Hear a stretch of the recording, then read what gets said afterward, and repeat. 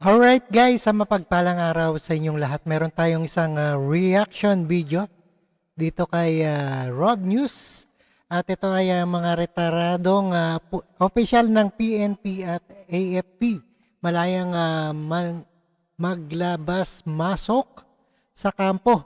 Bawal yan At tiniyak ng mga pamunuan ng Philippine National Police at Armed Forces of the Philippines na nanatiling bukas ang kampo ng pulisya at military para sa mga retiradong tauhan kasunod ng paglutang ng impormasyon.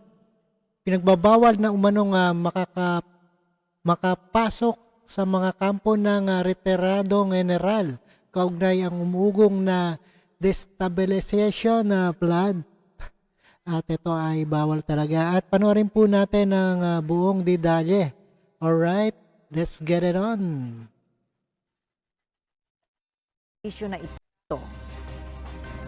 Magandang tanghali sa iyo, Ella. Kapwa nga itinanggi ng pamunuan ng Armed Forces of the Philippines at ng Philippine National Police ang lumutang na ulat na umano'y pinagbabawalan ang mga retiradong general na pumasok sa kampo. Ito'y kasunod na rin ang lumutang na vlog ng isang retiradong general ng AFP na nagdadawit kay AFP Chief of Staff Romeo Browner at PNP Chief Police General Benjamin Ocorda Jr. na umano'y kumukumbinse sa Pangulo na bumaba na sa pwesto.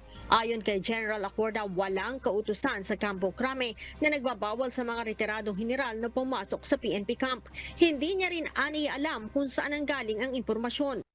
Welcome aniya sa kampo ng PNP ang mga retiradong opisyal at general. Sinabi din ng tagapagsalita ng AFP na si Colonel Francel Padilla na malayang makakalabas-masok sa kampo ng general ang mga retiradong opisyal. Sakali aniyang masita ang mga ito sa gate, ito ay standard operating procedure bilang bahagi lamang ng ipinatutupad na seguridad. Ella?